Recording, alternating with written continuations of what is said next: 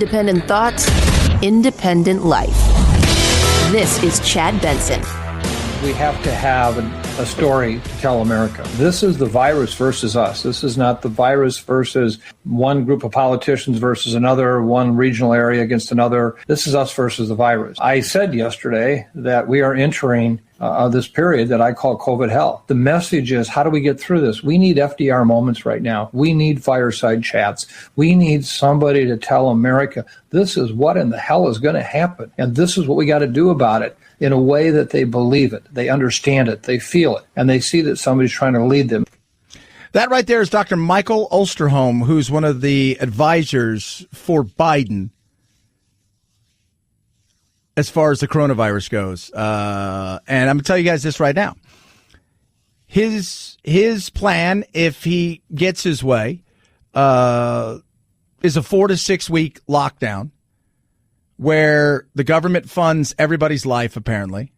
And we take 4 or 6 weeks and we just try to break this insane COVID growth that we're having. And I think hopes of what? That we're going to get the vaccine en masse at some point in time. And then before you can, leave your house, you'll have to have the vaccine.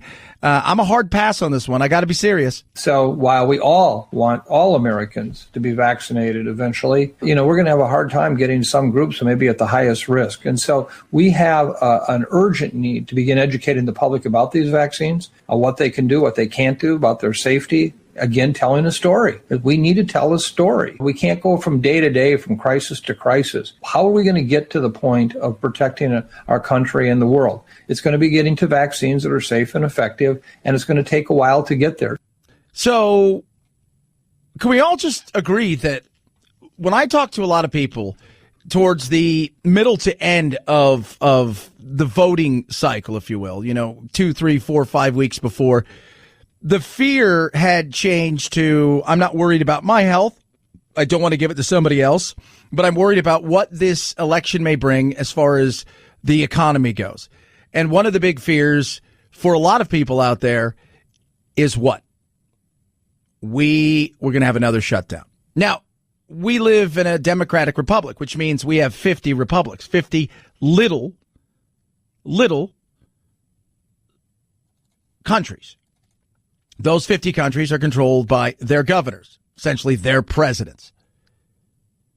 And the municipalities are controlled underneath that. And, you've got your counties and your cities and the whole 9 yards. And they're the ones making the call on open or close. This guy would like to see a nationwide thing. Governors should be concerned across the country. Governors around the country are warning people that Thanksgiving could really be this, super spreader event. North Carolina, we were hearing that the governor there is trying to limit indoor gatherings from 25 to 10 people. New York is saying the same thing for indoors. Minnesota saying that that limit applies to outdoors too. These governors are really, really nervous that after Thanksgiving that they're going to have to deal with the aftermath of new cases, and that's going to overwhelm their hospitals. And that is a possibility. You've got stringent things as lockdowns are coming again. New York is taking big actions, and we'll touch on that. Across the country, Utah now has a state mandate for masks, and you're seeing all these things happen. California shutting down again. Oklahoma's having real issues, and you can just go down the line. And let's not forget Texas. They surpassed 1 million cases. And I was discussing last night, my uncle and I, we have a business together, and he's like, as I try to explain to him, like I try to explain to a lot of people, look, this is, whether or not this is as deadly or more deadly than the flu, I mean, we can all agree now that panic porn that you see on television was used in an over ridiculous way by the media. I think we can understand that. Also, in not understanding this thing, it was fresh and new. But I think we need to be honest with ourselves about a lot of different things. And one of them is the attitude that people are starting to have. Bleak, depression. My son's going home this weekend. He loves coming out here, gets to spend time, hang out with the family, gets to run around all the kids in the neighborhood. It's more, we're pretty rural compared to living, in Phoenix. I'm 60 miles plus outside. We have, decent plot of land and he can just get out and do stuff. He's going back to California where there isn't that. He won't be seeing friends. He won't be running around like that. Outside of hanging out with his family, there isn't much for him to do, and it's eating him up across the board. I was talking to my buddy this morning who told his daughters last night that there's a good chance the school board that their kids go to is voting today, but they're going to probably shut down the schools. And he said his 7-year-old broke out in tears. It's insane. We're all going through it together. We do not have a vaccine, and we do not have the therapeutics that you can just go down to your local CVS or Walgreens, whatever, and get one. And so we're dealing with this as it comes. But there is anger, and I think the pushback and the thought process of a 4 to 6 week shutdown right now, what does that look like for the average person, for you out there? Even if the government comes in and helps, and I get what, you take 2 steps you take 2 steps backwards in hopes you're going to go 3 or 4 steps forward once it's over with. But he said the possibility of curbing this thing. When I hear something like that, I'm thinking to myself, you're not guaranteeing it. And my fear is 4 weeks become 6, 6 weeks become 8, and then they're going to distribute the vaccine. And as you get the vaccine, so shall you be able to resume your life. We're going to be in the 130s, 140,000 again. And that number is going to keep rising rapidly. We've been predicting this. It's a combination of pandemic fatigue, people just being tired of trying to avoid the public and the places that put you at increased risk, pandemic anger. We're up to a third of the U.S. population doesn't believe this pandemic is real to begin with, so why adhere to any kind of public health recommendations? And then we have a situation where going indoors right now, we know that virus concentrations build up inside and transmission is much more there. So we have to tell the story of what's coming. But as adults, the one thing that differs, and I explain this to everybody over and over again, I'm going to give you a quick snapshot. The difference between us and the rest of the world is our republic. Each state, the way that we handle things is much different. We pass on from the federal side to the state side. And then one of the things they've talked about at nauseum is the fact that governors then have been telling the people what? It's your responsibility. And that's what we want. Now, do I think this is going to happen? I have no idea. Do I think they would like to see it happen? I think if it continues the way it is, I think that's a possibility. Do I think what comes from it will be more pushback than we've seen in the last several months? I think absolutely. And what it will do to the economy, I couldn't tell you. Because you're not paying every bill for everybody. And what does that look like if we go back in for 4 or 6 weeks? What happens when they potentially come out and say, well, it didn't really work the way we thought. We're going to still need to do this. What happens at that point? Because to me, it's still going to be there. If we've got an actual vaccine on the way, I think at this point in time, which is what I've been saying, it's just, hey, batten the hatches for the people that are elderly or at high risk or the people who feel that they are just too scared to go outside. And the rest of us need to take as much precaution, but we need to live our lives and take calculated risk. 323-538-2423 at Chad Benson Show is your Twitter. Tweet at us, text the program as well. Let's go back 2017. Every 4 years we gather on these steps to carry out the orderly and peaceful transfer of power. And we are grateful to President Obama and First Lady Michelle Obama for their gracious aid throughout this transition. They have been magnificent. That was Trump, Inauguration Day, talking about the fact that, this is what we go through. He's still not conceded. He doesn't seem to be giving access to Biden. He's still going to fight this. And look, I have zero problems with you fighting it along the way. But at some point in time, you're going to have to realize that this can't go on. It just can't. You've even got Republicans who are stepping up right now. James Lankford, Republican from Oklahoma, talking about, hey, we need to see something done now. And that should be resolved by Friday. GSA has to certify that election to start turning it around. The first day they can do that on the calendar is Friday. And I've been saying that I think this weekend he may concede because he's got some cases out there that I think he thinks are strong. And I think once these things, which they're falling right now like dominoes, once that happens, then we can move on. And I think he will eventually do it. But other people now are starting to say, we've had enough. And if I don't see something, I'm going to do something. There is no loss from him getting the briefings and to be able to do that. And if that's not occurring by Friday, I will step in as well and to be able to push and to say this needs to occur. So we'll see. We'll see if that happens. So many of you out there, you listen, you're like, you hate Trump. I don't hate Trump. I've supported Trump for 4 years. I've criticized him where I think it was right, and I've supported him when I think it was right as well. I think the people have spoken. I keep getting, oh, it was fraud. There's hundreds of thousands of votes. Show them to me. Show the proof. Let it play out in court. But we also have to move forward. So there is no harm in bringing him into the fold and starting to start something because that's what you do. And if you prove it out in court that you were robbed, then guess what? No harm, no foul. But if you end up losing or you don't get the things that you want, it's better to be prepared. And I think we need to start to realize that. Many of you out there are still, believing that this thing was completely stolen and there's nothing that will ever change your mind. But whether you believe that or not, or whether you believe that it's going to be overturned in court, none of that at this point in time can you do anything about. You have to let the entire process play itself out. But when that happens, you've got to accept whatever results are there. That's on both sides.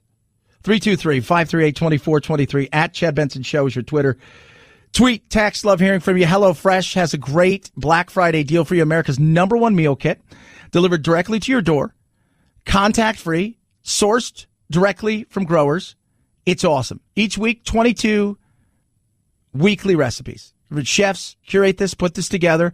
There's something for anybody. You want low-calorie, you want vegetarian, you want family-friendly options. You don't have to worry about meal planning and prepping, and especially as the holidays are here, you're going to have people coming over and visiting, and you've got stuff going on. Plus, with all of the chaos that's going on right now, this is perfect. Saves you money, 40% versus shopping at the grocery store. Cuts on food waste by about 25%.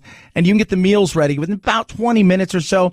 And the great thing is you have a card with the recipe, and it's even got pictures. I go with the picture side of things. I just look and go, okay. And you just follow the recipe. It's like a puzzle, but for food. It's awesome. So save yourself time, save yourself money this holiday, spend more time relaxing, enjoying, and less time stressing. Get this great deal, HelloFresh.com. Now, when you go there, use the promo code Benson90. You're going to get $90 off, including free shipping during HelloFresh's Black Friday sale. HelloFresh.com. Use promo code Benson90 for $90 off. It's a limited time. HelloFresh.com. Promo code Benson90. Chad Benson Show.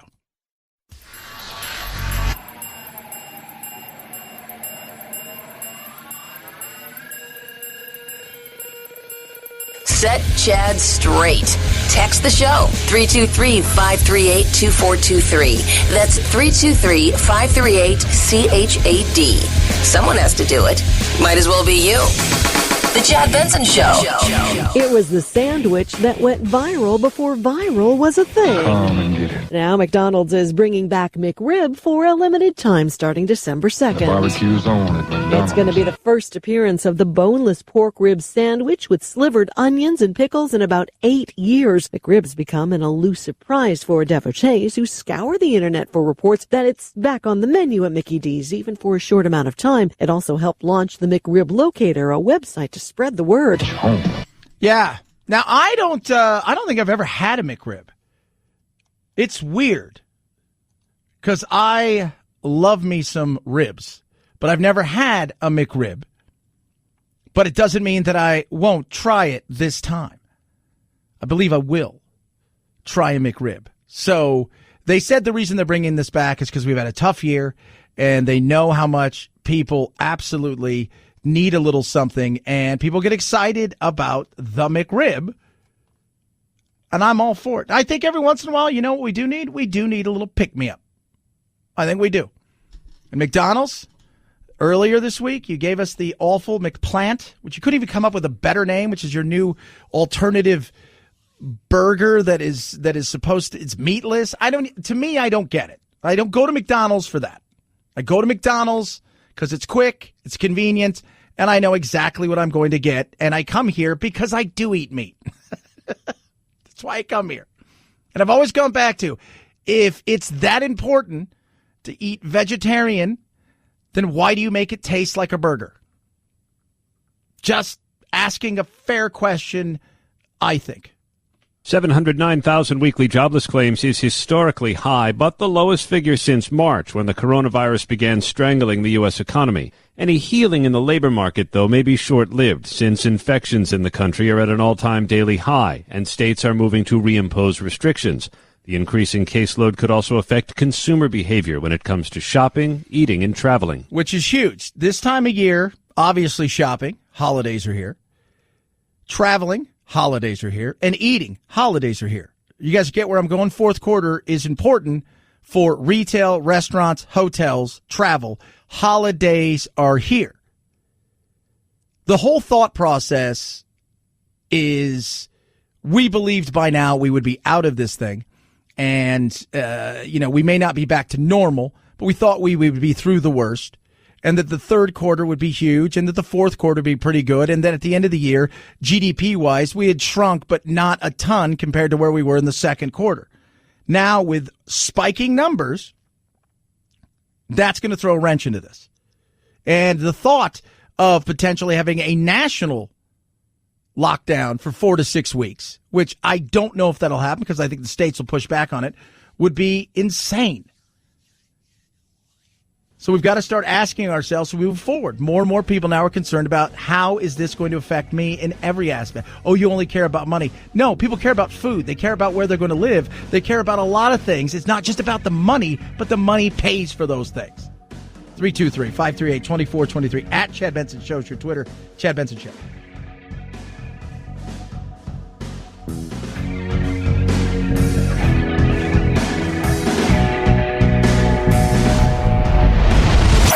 The Chad Benson Show.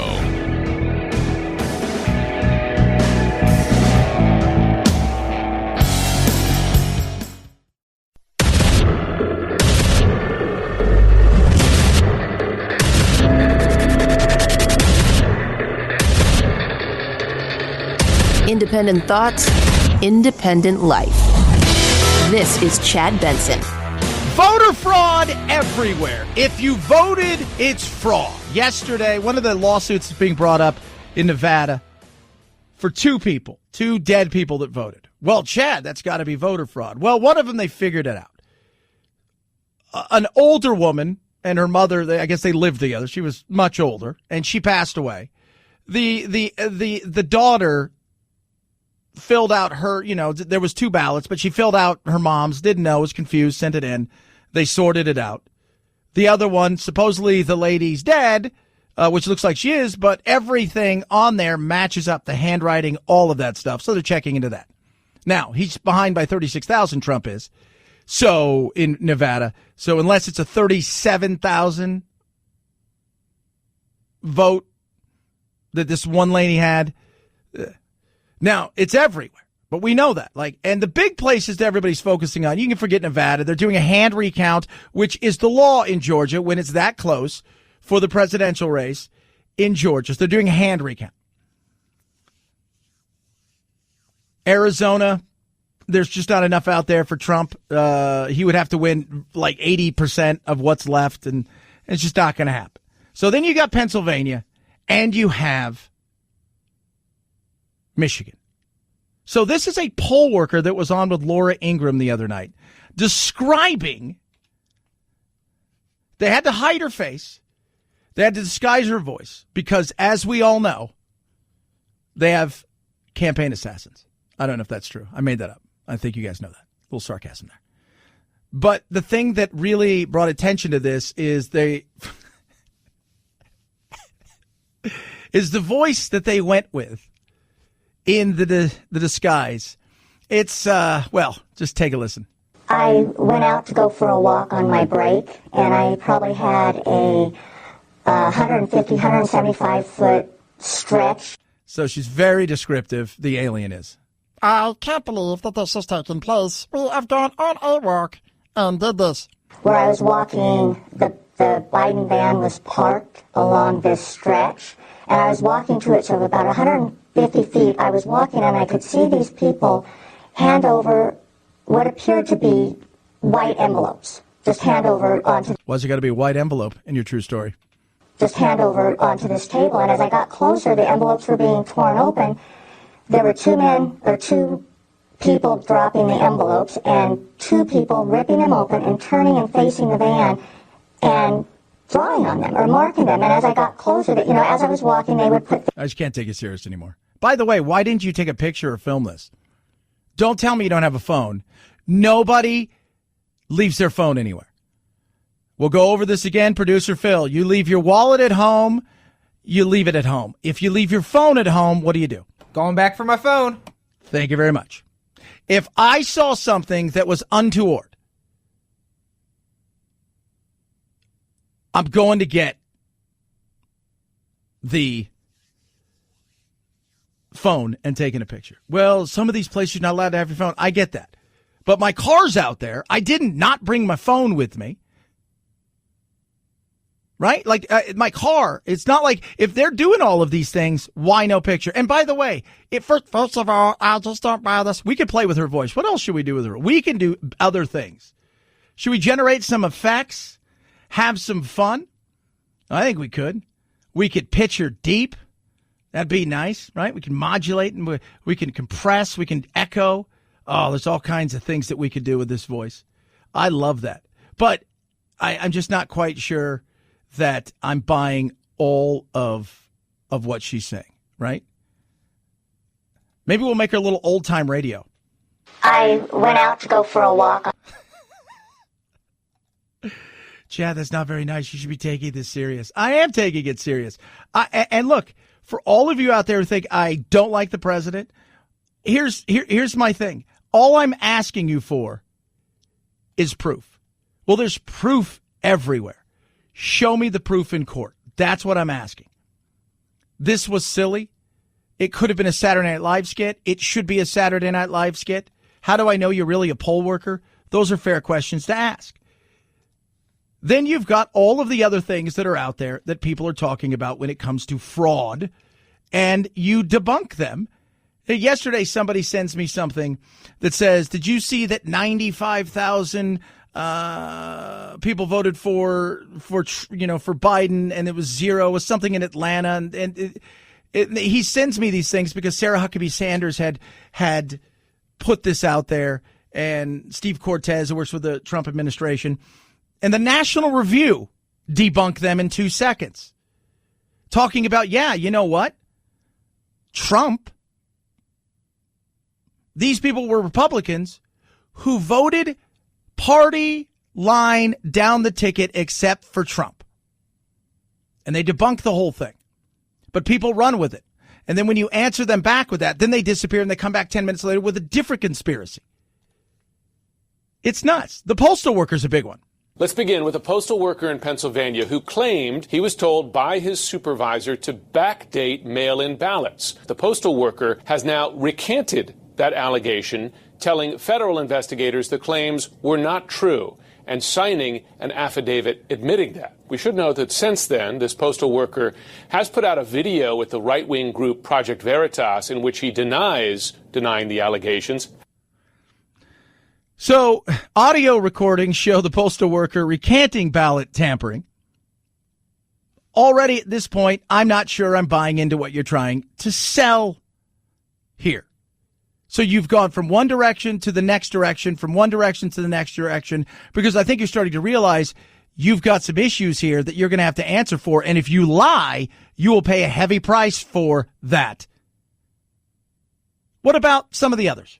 Another false claim that observers in Philadelphia were not granted access to witness the opening and sorting of ballots. This is not true. In fact, a judge in Philadelphia decided the city's Board of Elections complied with the law in how it allowed both campaigns proper access to the canvassing process.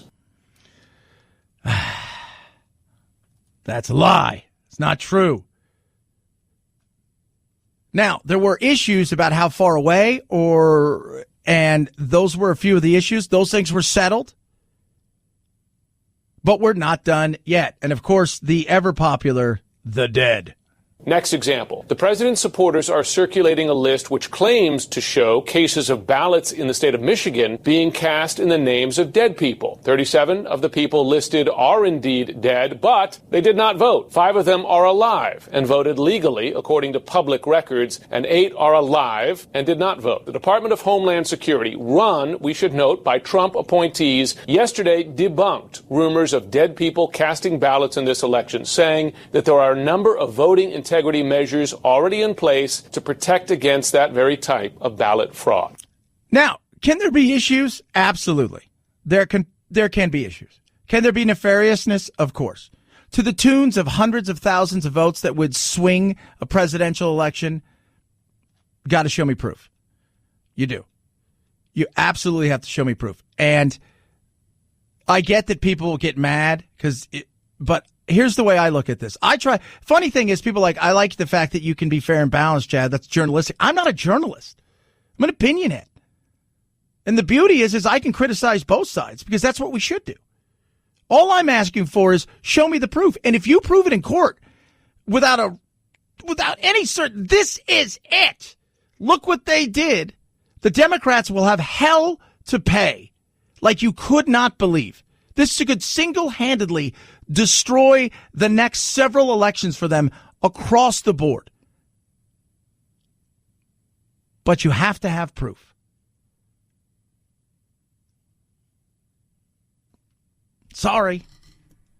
I know that pisses people off because when you ask for it, they look at these. We've got 25 quadrillion of the. Show me.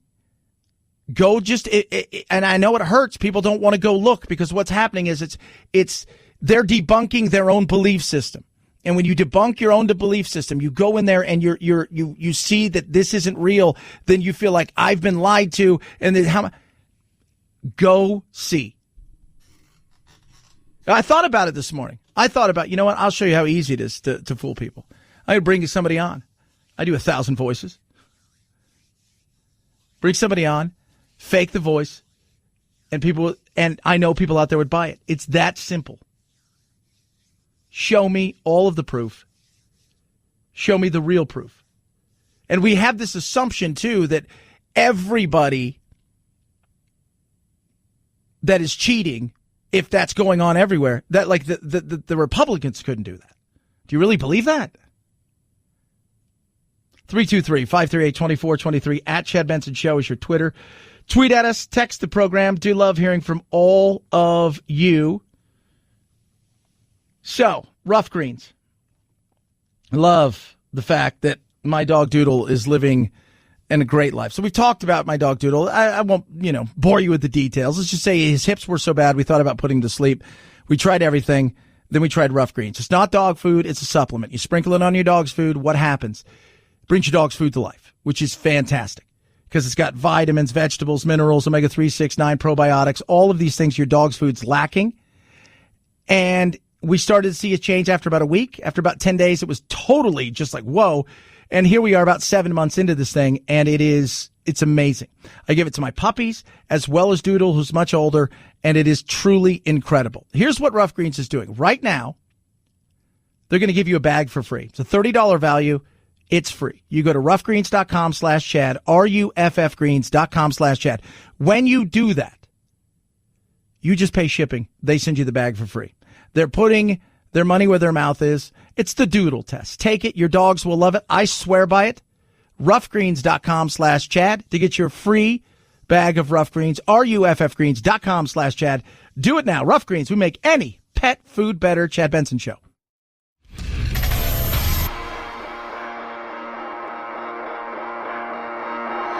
Welcome to Chad. No, not the country. The institution. The Chad Benson Show. Britney Spears' father, Jamie, will remain as co-conservator of her estate. That ruling from a judge who decided not to suspend Jamie's control, which he's had since Britney's 2008 mental health issues. Britney's lawyer said in court that the 38-year-old singer is afraid of her father, the two don't talk anymore, and that she won't perform as long as her dad is in charge of her career. The ongoing legal battle has sparked the hashtag Free Britney movement among fans who feel that the pop star is trapped by her conservatorship. Yeah. So there was court yesterday, the other day, and it's very interesting. So first of all, her dad set up so much of her finances when she was younger, essentially protecting her from losing everything. And she did. She pissed her all the money, and people took advantage of her, and she had her mental breakdown. And within a year or two, she's back to, closing in on almost $100 million net worth. She makes a ton of money, and she spends some, but her dad not only has financial watch over her, also her person. Now, he got sick, and somebody else has stepped in, and she would like that person to be made permanent. But it was interesting to see how she spends some of her cash. So it is she does spend it, man. I tell you what, she can spend. But it's weird because you would think some of the stuff you think she'd spend a ton of money on, she doesn't. She doesn't. Like hair and makeup. I think on average, she said she spends about according to court records, about $2,500 a year. I'm like, well, that doesn't sound like something that you would think. You would think somebody like that spends just gobs of money on a daily basis. But no. She spends her money on, she goes to Target a lot. Apparently that's like her favorite thing to do. She spends about $5,000 a year in Target, which I don't think is a ton. If you break that down, that's $450 or so every time you go there. That's if you only went there once a month. If you go there more than that, it doesn't seem to be that hard to spend that kind of money. But she does have a few other things. She has $400,000 of living expenses in 2018 and 19. That's not awful. $66,000 on household supplies. But she did make 80 trips to Target and shopped at Home Depot, Walmart, Bed Bath & Beyond, 7-Eleven, and Amazon. Now here's something. There's always in it, somebody's in it for something. Her legal conservator fees were $1.1 million. Her father only got $128,000 of that. So it's not like he's robbing her blind. She dropped $70,000 on travel, and she spent $16,000 at a 4-night stay in Beverly Hills. She went to Turkish vacation, Turks and Caicos, spent a little bit of money there, but nothing insane that you would think, right? I mean, she's like, okay, here's where you go. Okay, that's different. $3,400, on Halloween decks and Christmas stuff over time, but it's not anything nuts. Child support is like $20,000 a month. She gives her mom some cash every week.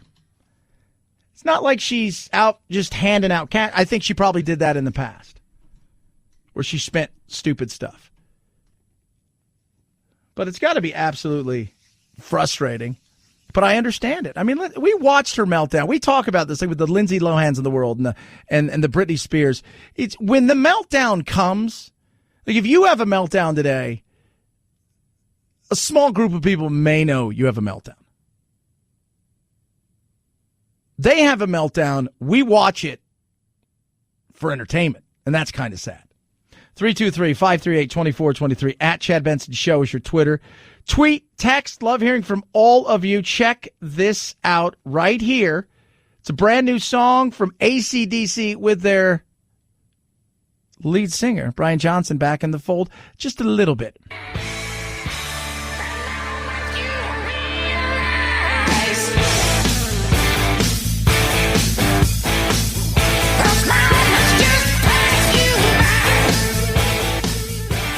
Still relevant. He's 73. He left the band 6 years ago because he couldn't hear Nobody was really sure what was going to happen. I think you had Axl Rose fill in on more than a few occasions, did quite admirable job, but still, Bon Scott left. They never thought they would replace him with anybody that would bring that. And then Brian Johnson came in, and quite frankly, the majority of their success has been with Brian Johnson, if not all of it, outside of the first album.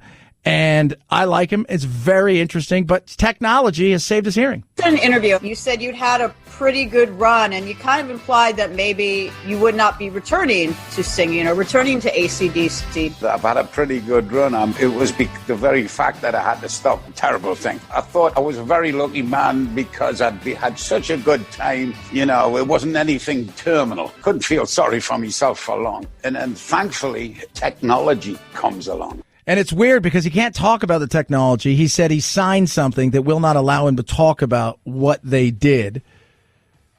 So I'm pumped. I like AC/DC. So it's I wanted to listen to the song yesterday because the video was everywhere. And then YouTube crapped out. Just outage everywhere. Because I was like, is something going on? Because I would hit the thing and it would literally just spin in circles and circles. And I'm like, uh-oh. 2020 took away a lot, but it's given us some more things to look forward to, including AC/DC, baby! 323-538-2423 at Chad Benson Show is your Twitter. Tweet, text, Chad Benson Show. This is the Chad Benson Show.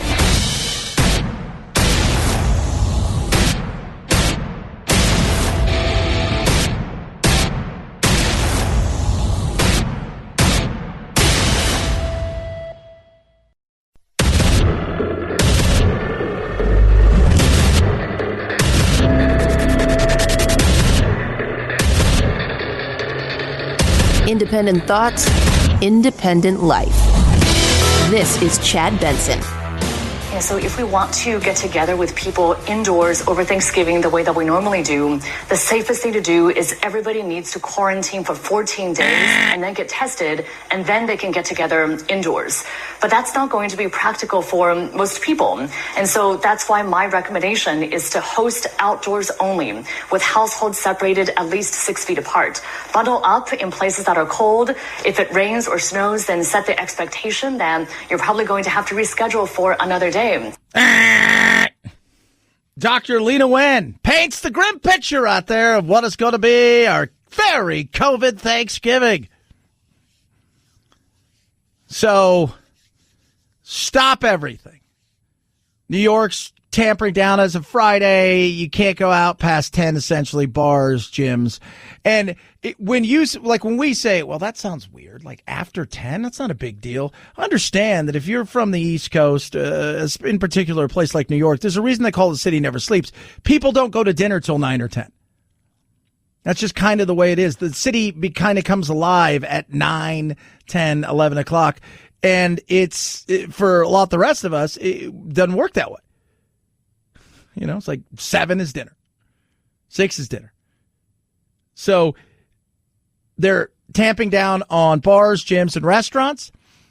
And, of course, the usual stuff where you're not allowed to have any more than 10 people at something inside of your home, which I don't know how you enforce that. I don't. I have to be honest with you. You've got Gavin Newsom out in California saying the same thing. What if you have 12 people at your house? What are you going to do? It's your home. I've said all along, if I'm out somewhere and I will follow the rules. You want me to wear a mask? I'll wear a mask. You want me to social distance? I'll social distance. Not that I don't do that anyways, because I kind of do if you guys listen to the show. I'm a little bit of an odd bird that way. But once I get in my car and once I get in my home, you can kiss my ass. This isn't going to happen. Right? This is my life, and you're not going to play any part inside of my life inside the house. Sorry. Just isn't going to happen. Now, I'm not having a dozen people over. I wouldn't, because I don't like people like that. I like individuals. I don't like groups. But for a lot of people, this time of year is huge. But Dr. Wen is not finished.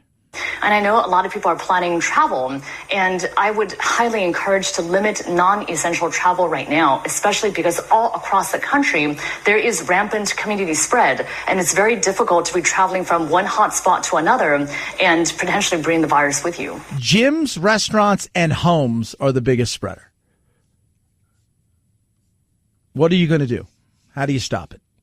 At some point, I think we have to come to the realization that there may not be the stopping that people would like to see. Just may not happen. At some point, we may have to come to the realization that this thing is, we're going to have to learn to live with it, through it, and around it, which is what I've been saying, and we can take all the precautions we want. But there may be something in the future where we realize that the virus is everywhere, and trying to hide from it in this day and age, just because of the fatigue and the anger that people have, and the fact that people are struggling, and the frustration is through the roof. It's a lost year for kids, for adults, for everybody. Now you've got a new president coming in who's going to have a new plan. What's his plan look like? Well, this is Dr. Michael Osterholm. He's a member of the task force for Biden. And he is suggesting 4 to 6 weeks of a national lockdown to reset, recharge, and then the economy will come roaring back. I'm sorry. I don't think that's happening. We have to have a story to tell America. This is the virus versus us. This is not the virus versus one group of politicians versus another, one regional area against another. This is us versus the virus. I said yesterday that we are entering this period that I call COVID hell. The message is, how do we get through this? We need FDR moments right now. We need fireside chats. We need somebody to tell America, this is what in the hell is going to happen. And this is what we got to do about it in a way that they believe it, they understand it, they feel it, and they see that somebody's trying to lead them. Fireside chats. What does that do? Like, are we going to gather around the radio? Have the old time? Hello, everybody. This is your president. Here to tell you something very, very grim and real. We as a group of people must sit back, relax, and understand that fighting with each other is not going to make this thing go away, and we must stay home. Stay home indoors. Don't go outside. Don't talk to people. Don't even look at people. And in hoping we can get through this, and this, in many ways, will eventually just disappear. Or it won't, and you'll come out in 4 to 6 weeks and we'll tell you to go back indoors. It's also a possibility as well. It's not going to happen. Could it? Well, first of all, remember, we live in a republic, so the states, the governors are the ones that will have a bigger call on this, because that's the kind of country that we are. We are what? We are led by governors as much as we are led by the federal government. Your state will have a bigger say. Governors around the country are warning people that Thanksgiving could really be this, super spreader event. North Carolina, we were hearing that the governor there is trying to limit indoor gatherings from 25 to 10 people. New York is saying the same thing for indoors. Minnesota is saying that that limit applies to outdoors too. These governors are really, really nervous that after Thanksgiving that they're going to have to deal with the aftermath of new cases, and that's going to overwhelm their hospitals. And that is a possibility. I don't know. Like I said, at most we'll get together with, a small group of people. For a lot of people, they're not going to be traveling. And I think by and large, most Americans have been responsible enough and understand the severity of this. This is not a death sentence that has been painted out to be this way. One of the things that the producer Anthony and I were talking about today, if you go look at the mortality rate, you go look across the board and see that these numbers have kind of, even though they're going up, the numbers are kind of staying the same thing when it shows, because you got to have the flip chart and all of that stuff, the tote board on all these channels, kind of staying in and around the same. So it's not a death sentence.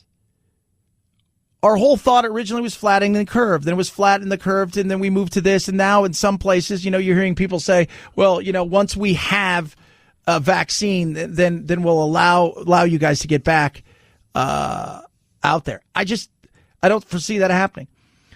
4 to 6 weeks, he wants us to essentially print all the money we can to make sure that everybody is taken care of. I don't even know how that would work and what that would cost in reality. And at the other end of it, once you do this, if they force you to go inside like that, let me ask you this question. What happens after 4 or 6 weeks and they decide, no, it didn't work the way we thought? I'm curious.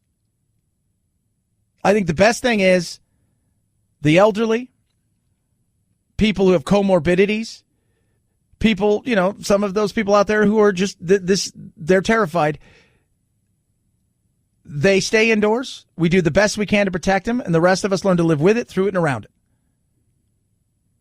I think this time of year, after being essentially in and out of lockdowns, shutdowns, slowdowns, limited access, seeing the economy just go and then have a little bit of a rebound, and now the fourth quarter, if this is do or die for a lot of people. And I get what people can say, Chad, this is not about money. It is.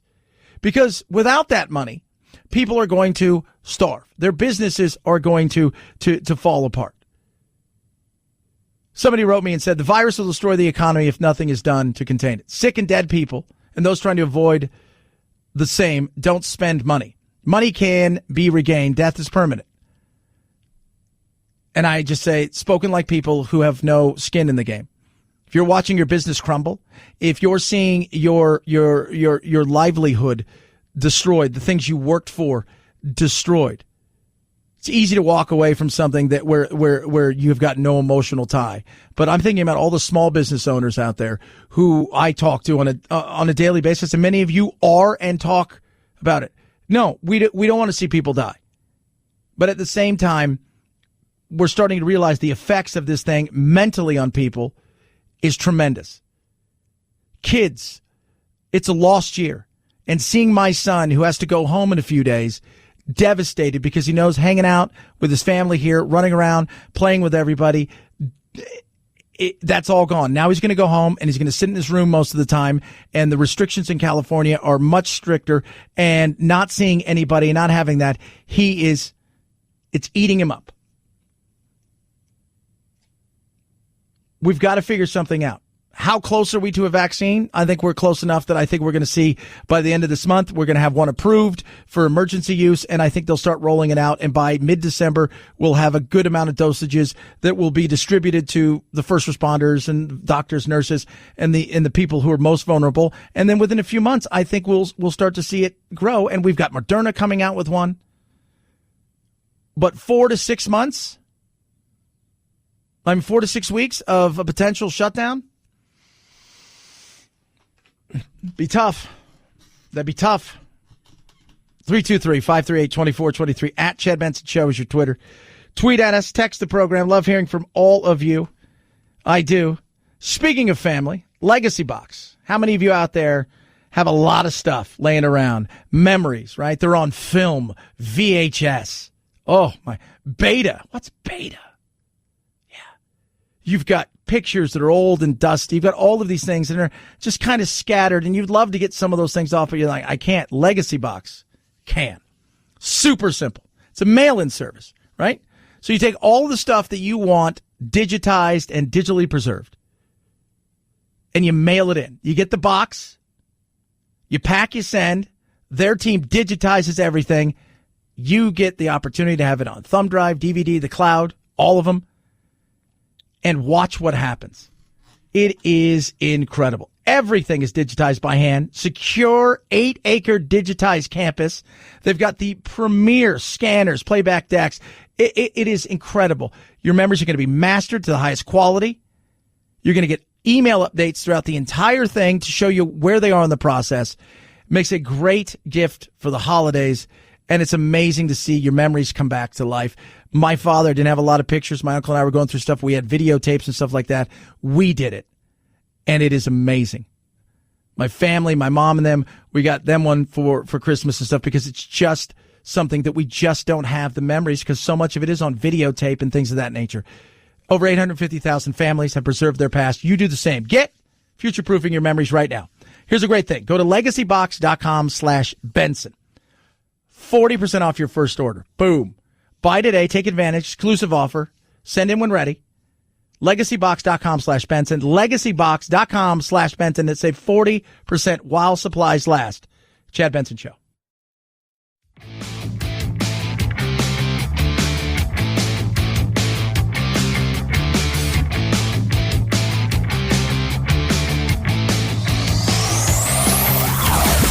out our Chad Benson Show Facebook page where you can hang out or hang your grievances out to dry. This is Chad Benson.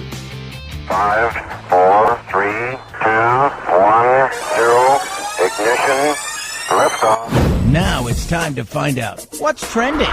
What's trending? Yeah, what does that mean? I mean something, right? Like it's trending on the old internet. What's trending? Well, let's take a look at what's trending on the old interwebs, as we like to do. Oh, PS5 yesterday, 2 million searches. What time PlayStation goes on sale?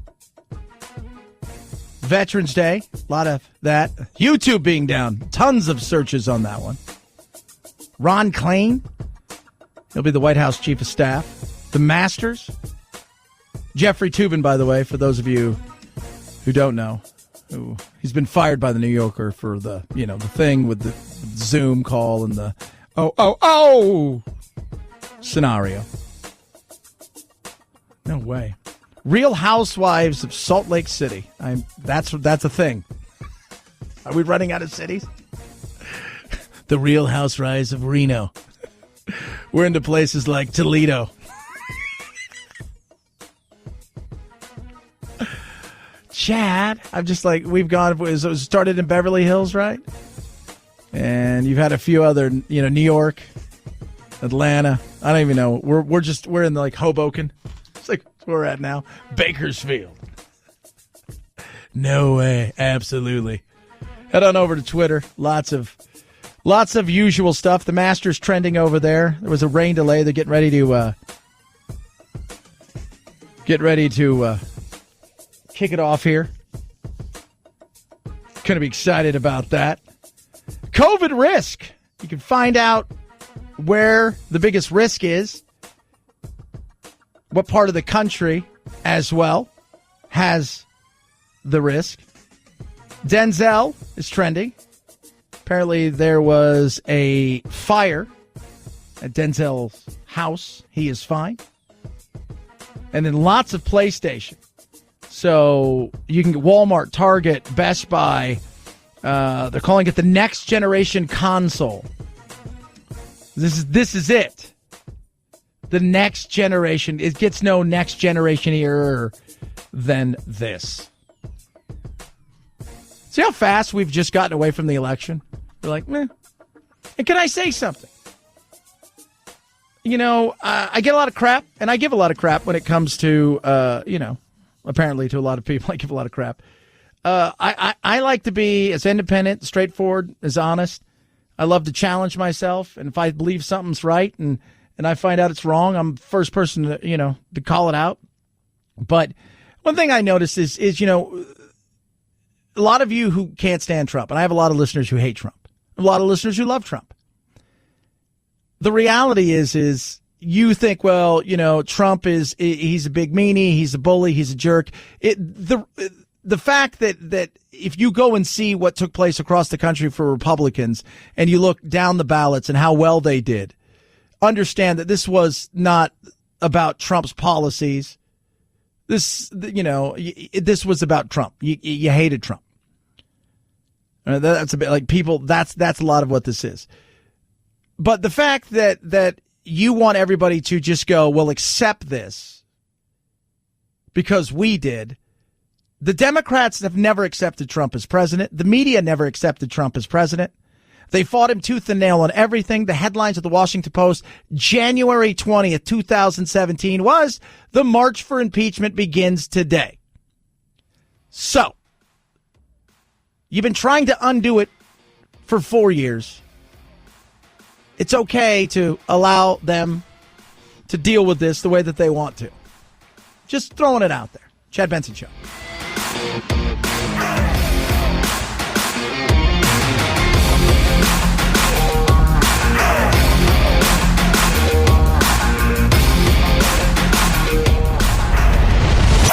The Chad Benson Show.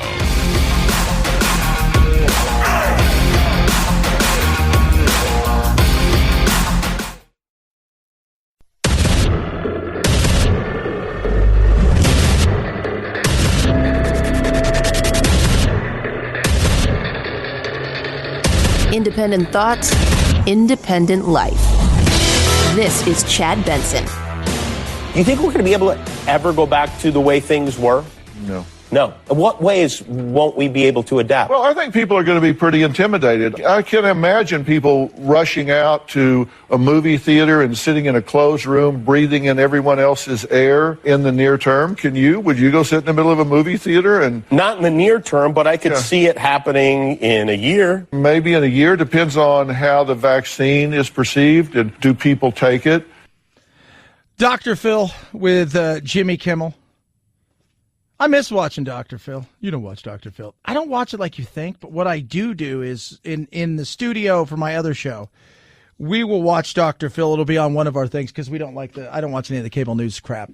And usually we love to read the headlines. You don't have to know what the people are saying. You just have to read what they're accused of or what they're about to just kind of get a general feel, and it makes us laugh. But I know they've canceled a good portion of, new filming of that. But do I believe that we will get back to normal? Hell yes, we're going to get back to normal. Look, the minute that there's a vaccine that we can get, I'll go out and get a vaccine. And I'll report back to you guys if I explode or anything. And then I'm going to live my life. I'm going to go to the movie theater the way that I always did. 35 to 40 movies a year, 30 to 40 movies a year. I've seen one movie this year. One movie I have seen this year. I will go back eat at restaurants. I've eaten at a restaurant once this year. My life will resume back to. I'm not going to allow things like this to control every aspect of my life. Even now, I take calculated risks. I go work out. I hit golf balls. I do the things that I would normally do. I go to all the reptile places to get the stuff that I need and see. I take my calculated risk, but I'm not going to stop living my life. And one of the things that we've talked about when this thing first came out is the psyche was always going to be a major player on top of everything else. It's like the consumer confidence we talk about in the financial world. If you feel like things are good and you have the confidence in those things, you're more apt to spend money. That's the consumer confidence. Do you have confidence in the world that you're living in currently? If you feel like your job's secure, you're more apt to go out and buy something that maybe if you feel like your job was teetering, you probably wouldn't do. But yes, we will go back to normal, but there's no doubt there is an impact. There's been a spike in depression. There's been a spike in divorce. There's been a real lull in people going and getting medical examinations and medical treatments, which means there's going to be problems with disease, kids out of schools. There's all kinds of issues that aren't going to really be quantifiable for another year, 2, 5, 10. I mean, this is a long-term impact of being in quarantine this long. Now, the kid thing is real. I just got a text from my son's mom that they would like to try to start to get the kids back sooner rather than later, but they're going to try to have the kids tested twice a week in the San Diego school districts. That's insane. I don't know. But I talk to Jack and the kids about this all the time. I talk to my nieces and nephews and I said, look, you guys are healthy. You're fine. If you caught this, you're going to be fine. That's just it. I said, they're like, what about you, Dad? I'm like, I'm pretty good shape. Work out, walk at least 5 to 10 miles a day. If I'm not working out, I don't drink. I don't smoke. I don't do drugs. Not that things can't happen. They can. But the reality is this is a psychological thing as much as it is anything else at this moment in time. And we are fatigued. We are angry. We are scared. We are, and then you throw in, we just had a very tumultuous election that is still in some weird ways going on. But you can't let it dominate your life. You can't say, well, I'm not, but there are going to be people out there. That's why when I said that when the we eventually get to the point where they're going to start to distribute the virus to not the virus, but the vaccine to the doctors, first responders, and the rest of us need to kind of get on with our life.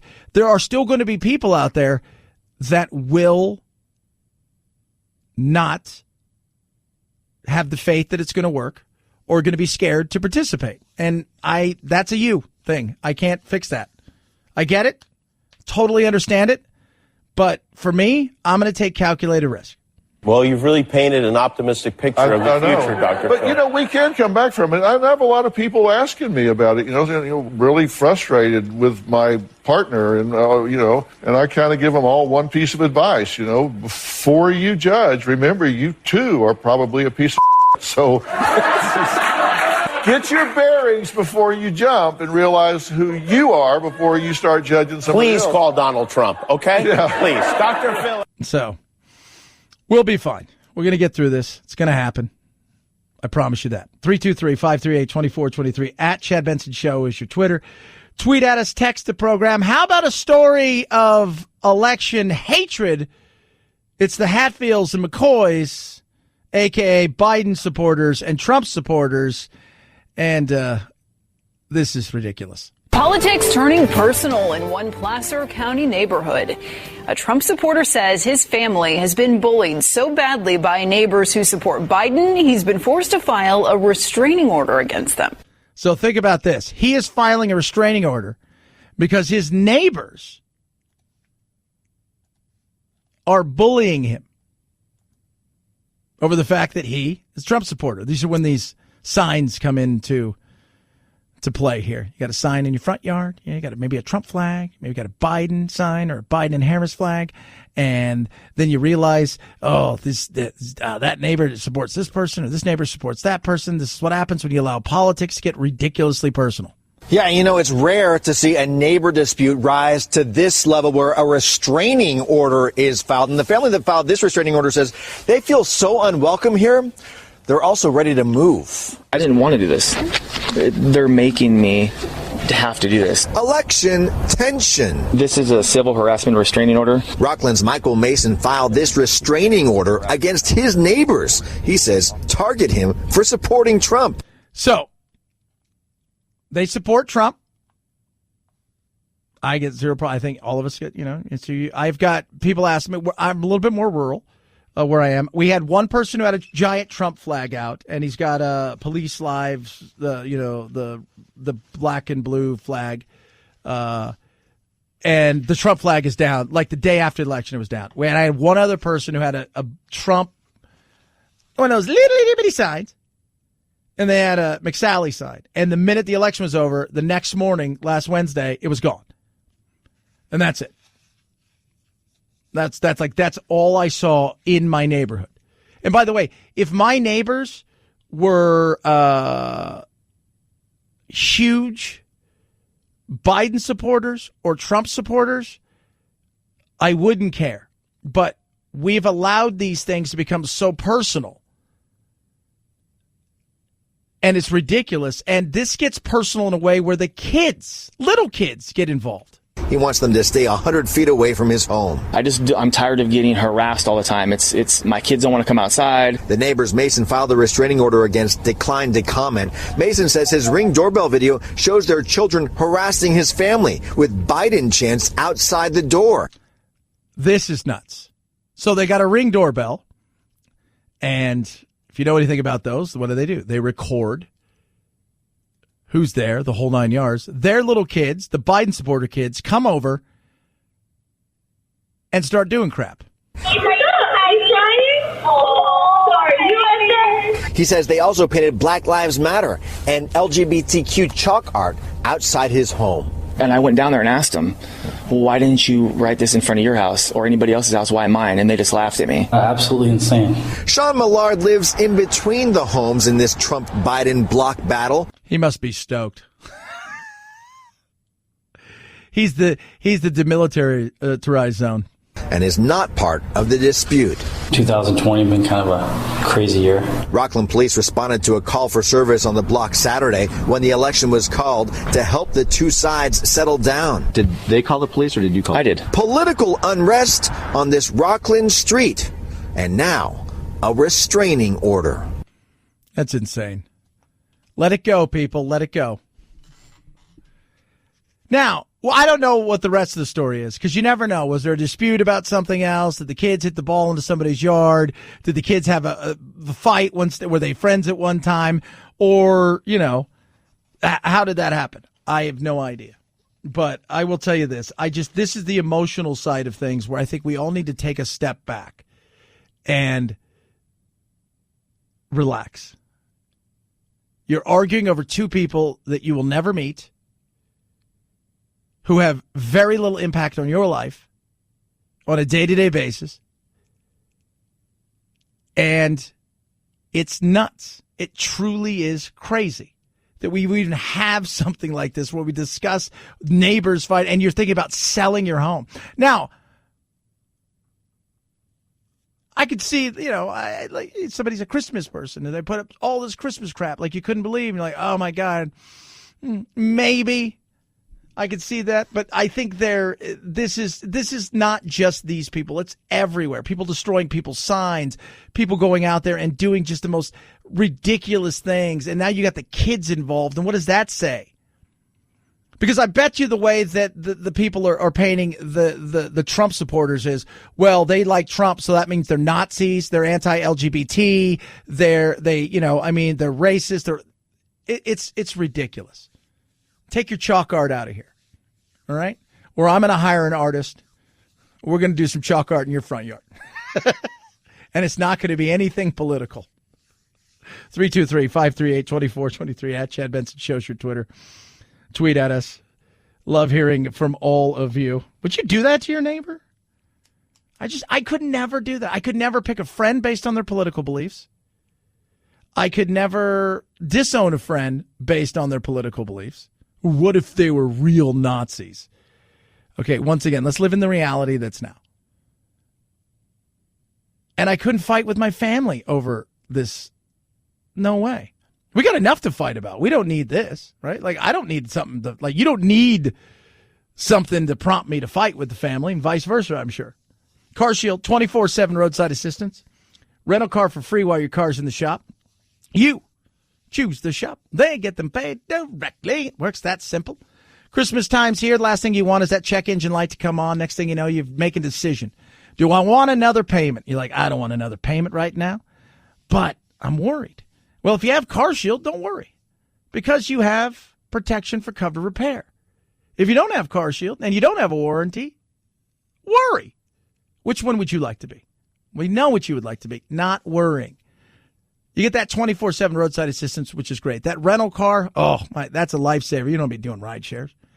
And, of course, you choose the shop, even if you're out of town visiting grandma and grandpa. You're like, oh, my God, I'm 200 miles away. You pick the shop there. They get them paid directly. Call 800-CAR-6000. Use the promo code Benson. When you do that, you tell them exactly what you're looking for. What are you worried about in a car? Do you want full coverage? Do you want coverage for a specific thing? They get it handled directly, and you save 10%. 800-CAR-6000. Promo code Benson or carshield.com. Carshield.com. Code Benson saves you 10%. A deductible may apply. Chad Benson Show.